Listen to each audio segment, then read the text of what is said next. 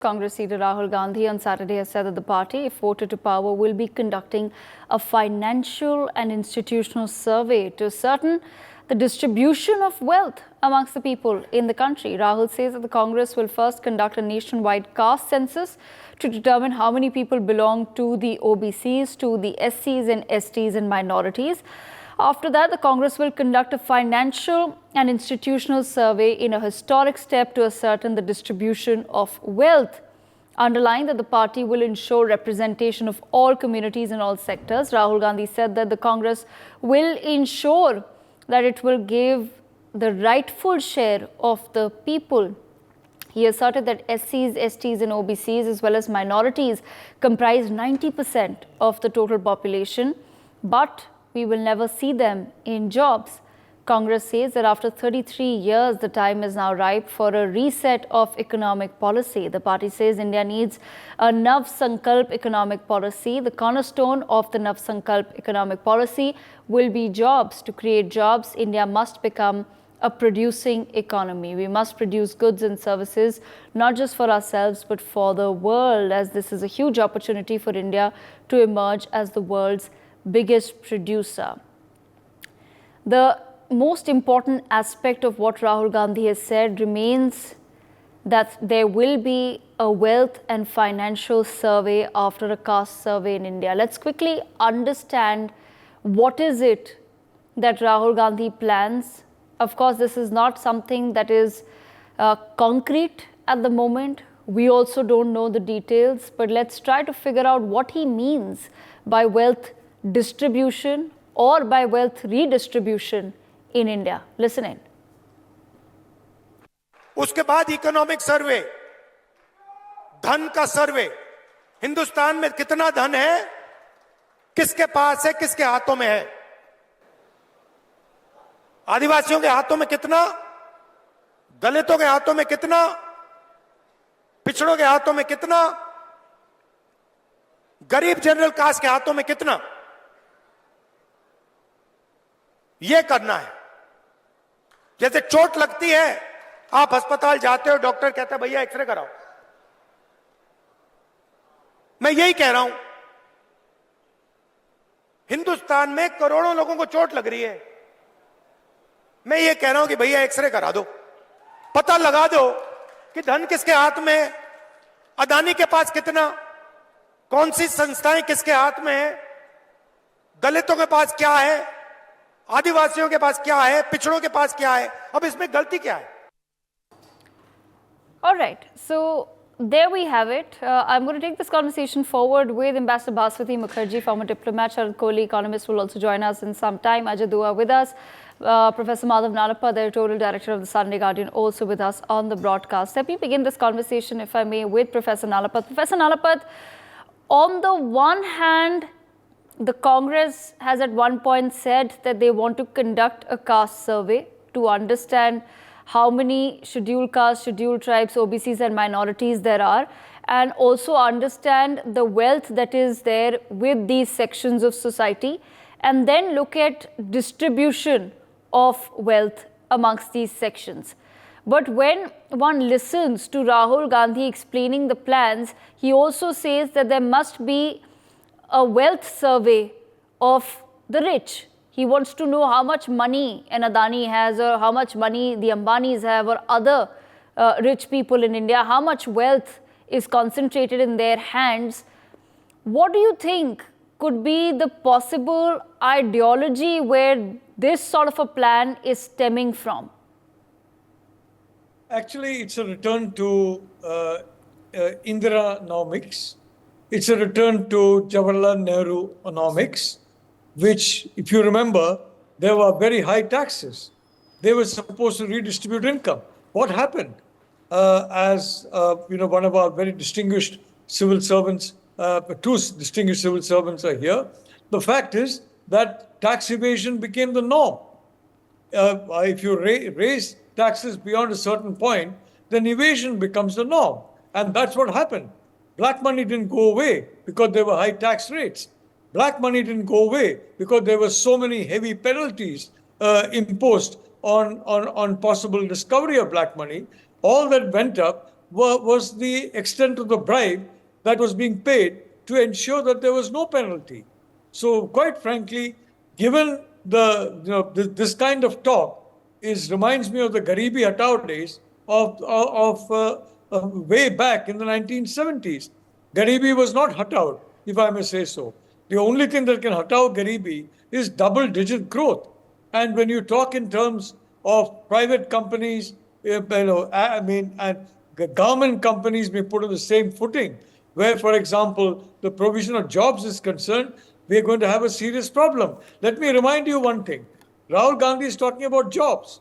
The fact is that in some parts of the country, the only job that people look for is a government job. If you come to places like the South and the West, they don't look for government jobs. They look elsewhere. And they find those jobs in a flourishing economic environment. So if you have the kind of environment that's being talked about, there will be no jobs. And ultimately, there will be no government jobs, etc. All that there will be massive deficit financing. Now, the fiscal deficit has been brought down, revenue deficit has been brought down.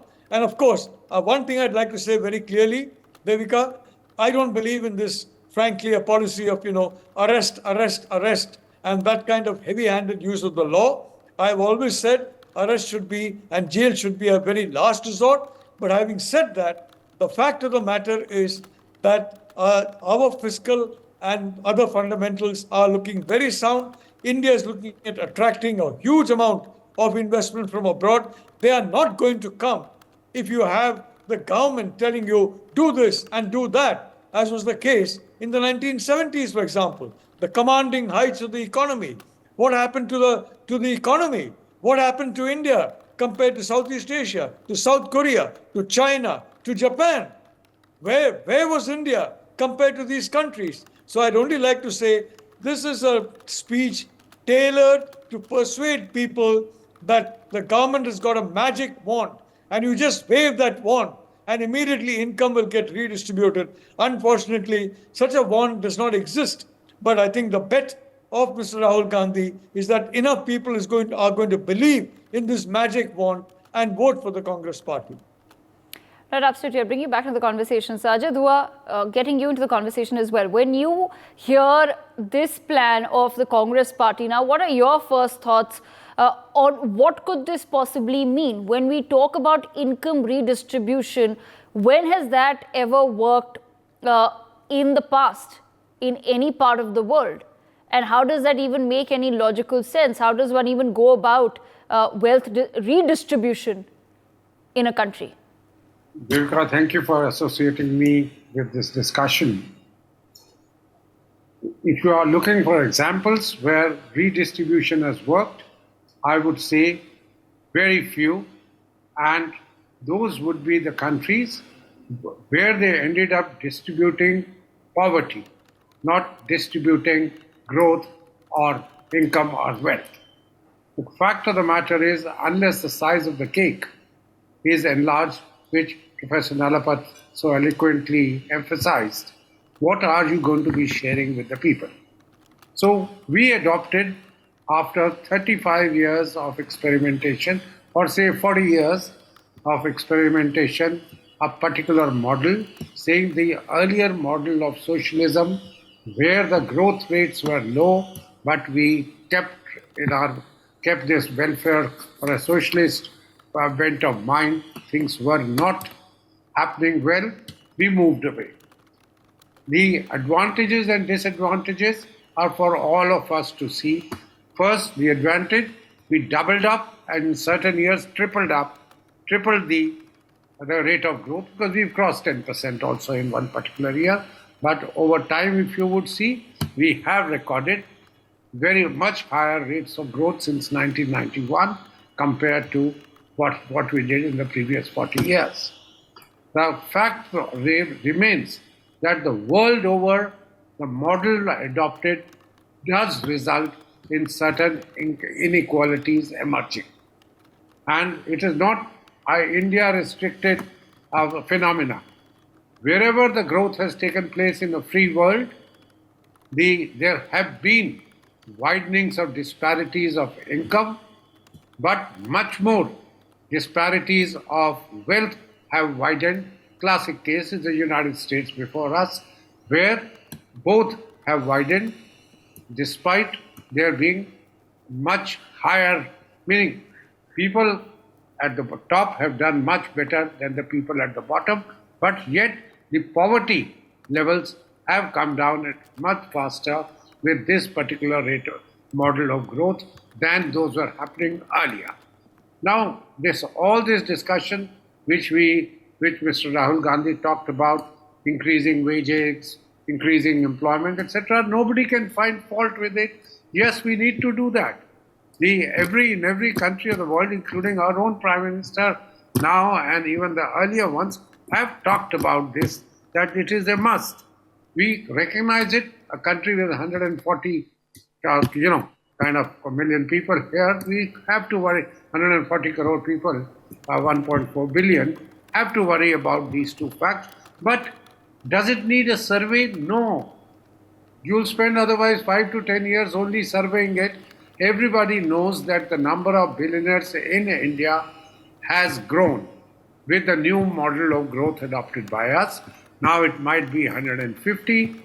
A very recent report by Mr. Piketty, the economist, who likes to dramatize things, but he was also associated in this study with two Indians also. Yes, there could be faults in that study that, he is trying to, first he had a conclusion, then he was looking for data as if what supports it, and then trying to link the two together. That's not a very objective way of doing it. But the World Inequality Report, which comes out every couple of years, has established that in India, and I'm talking of the report up to 2021. The Piketty's report talks about 2022. So for a moment, let's forget 2022. Yes, they have widened. In economics, we measure it by something called the Gini coefficient. The Gini coefficient for income as well as wealth, and it's actually more used for income than wealth, but has widened. And the world over, it's exactly the same way. So what is required is certainly certain palliatives, certain long-term measures about which we will talk when Ambassador Baswati has also had a say. Okay, all right. Ambassador Mukherjee, bring you into the conversation, ma'am. I just want to understand from you, when you hear this plan of the Congress party, what are your first thoughts? How is this even possible in today's day and age? And where do you feel, what ideologies do you feel this sort of a plan for India is coming from? Because on the one hand, Rahul Gandhi says that we must become job makers and we must produce for the world, which is precisely what the BJP has been saying for the past decade as well. And on the other hand, he says that we will, as soon as we're back, we will hold a caste census and we will follow that up with a financial census as well, in order for us to look at a possibility of wealth distribution in the country. Where exactly does that wealth then even come from? Well, first of all, I'd like to thank Dua Sahab for giving me the floor. Devika, I think Mr. Gandhi has got some confused notions in his head, because our Prime Minister from day one has always underlined that his first priority is Vikas, development, economic development. And in fact, during the time that the BJP has been in power under Prime Minister Narendra Modi, we have actually made huge progress in lifting millions of Indians away from the poverty line into actual Vikas, and the process goes on with so many of his projects which are being implemented and which have helped to bring poverty down in this country. When one talks, as Mr. Gandhi has done, about going after rich people, about redistributing their wealth, etc., what happens in today's India, in case he wins, which I'm convinced he will not, would be a massive exodus of wealth and wealthy people from India outside. There would be a run on the banks, and there would be a reduced flow of FDIs into India, because foreign governments would also think twice that Mr. Gandhi is trying to bring back a new form of Nehruvian socialism in the India of 2024. That would be a complete disaster. because the public deficit would rise, the inflation figures would rise, the wealthy and their money would leave India, and instead of development, we would go back into the type of situation that I remember so well when you were probably not born, Devika, when India was close to bankruptcy under a Congress-led government. We were actually in a situation quite close to what Pakistan is now. And it was only the opening up of the economy that allowed us to get back stability and return. I can only conclude this part of my remarks by saying that if Mr. Gandhi is being influenced by a communist socialist model, then since he is so fond reportedly of what the Chinese government does, he should look at how the Chinese Communist Party has made itself into a capitalist organ and has brought economic wealth to China, knowing perfectly well that there are sections in China which are much poorer than others, but wealth creation ensures that ultimately you push people from below the poverty line into prosperity. And in the process of that creation, for a time, as Dua Saab explained, there would be a distortion, but those distortions get sorted out when you cross a certain level. And every economist knows that. And I am actually extremely surprised to find that Mr. Gandhi thinks that Nehruvian socialism, which was responsible for India being called the Hindu rate of growth, that is below 1% rate of growth was our GDP. That's what people used to mockingly call us. He wants to bring back the so-called Hindu rate of growth in his manifesto. Devika. Okay, Professor Nalapat, bring you back in the conversation, sir. When Rahul Gandhi talks about then wealth distribution or redistribution, where do you think the Congress party feels that that money will be coming from? Because on the one hand, you're talking about creating jobs and you're talking about India becoming the producer of the world. But on the other hand, you're saying that we want to somewhere assess how much money the wealthy have and then see how that can be redistributed to the people. What exactly then are we paying taxes for? Well, Devika, China lifted hundreds of millions out of poverty because of the views of an individual called Deng Xiaoping, who said to get rich is glorious. Yes, to get rich is glorious, but also to distribute that wealth once you're rich through philanthropic organizations, through helping other people, is also glorious rather than hoarding it. But I'd simply like to point out that this is, in my view, entirely tailored towards getting the vote. And that too, getting the vote in locations where even today, people really search for a government job. The Prime Minister has been repeatedly saying, set up your own your units, go to the private sector. And wherever the private sector is flourishing, well, you have people from all over the country coming and settling there. And people from locations where private sector has not been doing well, they come, they migrate to those states where private sector is doing well. The fact is, it is the private sector that is the engine of growth, not the state sector. And this kind of, then you're talking in terms of redistributing wealth. How are you going to do that? Are you going to step in and confiscate? Are you going to just take over assets and property? Do we have a court system? Do we have a judicial system? Do we have a constitution? Do we have a rule of law? The fact is, this is a very clear effort to try and convince as many people as he can that nirvana is going to come once the Congress party is in power. And I think his view is, we'll come to power. And, frankly, it's, if I may say so, the Karnataka model. The Karnataka model, the Congress party in Karnataka promised everything. Then they came to power. And now they're finding it very difficult to meet the bills of even a fifth of what they had promised. But they came to power. So I think Rahul Gandhi is hoping to repeat the Karnataka model in India, all over India, make these promises. And well, once he comes to power, then he'll have a look. But the goal is completely to come to power and to make enough people believe that, as has correctly been said, this kind of disastrous economics, this kind of a disastrous effort to basically portray those, the middle class, the upper class, as somehow villains, because many of them work hard.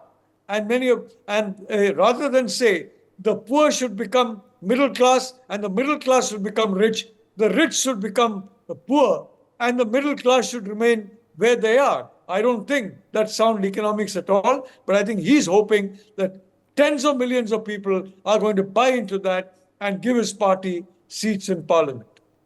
Okay, all right. Ajay Dhruva, bringing you back into the conversation. So, on the one hand, like I said, Rahul Gandhi says that there has to be job creation. You want to reserve, firstly, he says that you want to hold the caste census, and then you want to remove the 50% cap on reservations for SC, STs, OBCs, increase that. So, you're increasing the quota for SC, STs, OBCs, but then you're also talking about job creation, which you're hoping that somewhere, because of disproportionate distribution of wealth, which is being alleged by the Congress in India right now, and yes, some reports also back that up, that there is a disproportionate distribution of wealth, and Ambassador Mukherjee also spoke about that point, that there always comes a phase in rising economies when that happens, but ultimately the hope is that with more and more people getting jobs and more people becoming entrepreneurs, they will be able to lift the others out of poverty as well, rather than the entire burden falling on the government itself. How do you think that these two aspects then of the Congress's plan work out, where you want to also create jobs, but from the same job makers and creators and people who, as per the Congress party, are getting benefits of being rich in this nation, you want to take away that wealth and distribute it amongst others who you then want to be a part of the job economy as well? Devika, you raised what I would call the million-dollar question. We've been the world over, policymakers, economists, sociologists, they've all been trying to find out the optimum solution to this is a problem being faced as a part of growth process.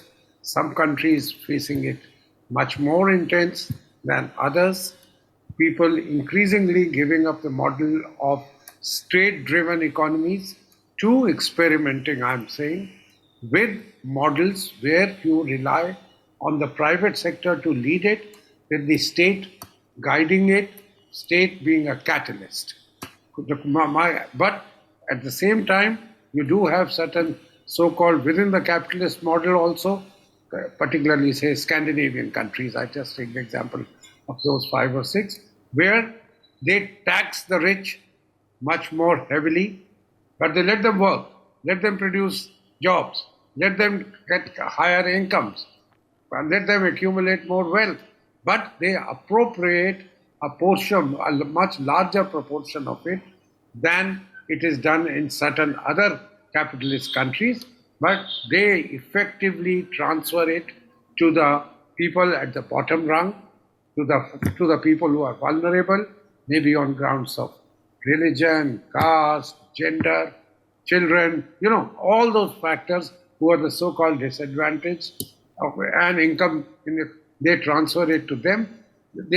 But for them to do it with a population 1/10 or 1/20 of India is perhaps much easier than for a country like ours, which has all problems of a altogether different dimension altogether. So I would say we have to very judicially combine the two, let the cake size grow, do not bring about too many reservations. Otherwise, what will the private sector say? If you do not allow us to recruit the people on grounds of proficiency, their suitability, then we will go in for the capital intensive models. We will have more machinery than men. So very carefully you have to calibrate what is the degree of reservation. There is no end to reservation. You could start by saying sons of the soil only get employed. Then within the sons of the soil, then make reservations according to caste in the private sector. Then also start making reservations according to gender, according to religion, caste, what was being suggested by Mr. Gandhi. Those things will not work, certainly not. They are good enough to sort of evoke response, as Professor Nalapat very eloquently mentioned, diagnosed. Why is he saying all that business? So I am of the opinion, let's not change the basic model but certainly look for ways and means, first addressing the rising inequalities in income and maybe wealth much later. And in that, rising inequalities of both actually have arisen for two or three things.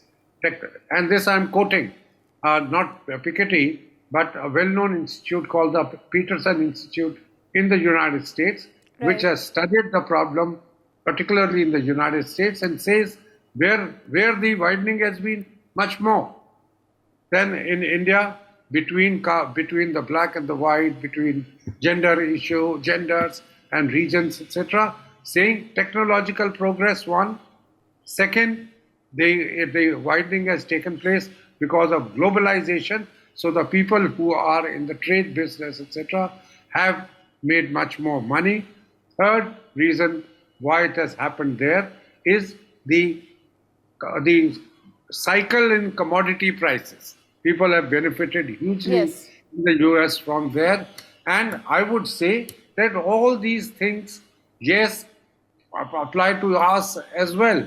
But let's not kill the, as they say, the hen which lays the golden egg. Otherwise, you are going to be in a problem. Address all of them: taxation, direct transfers, revisit, make your taxation system more progressive.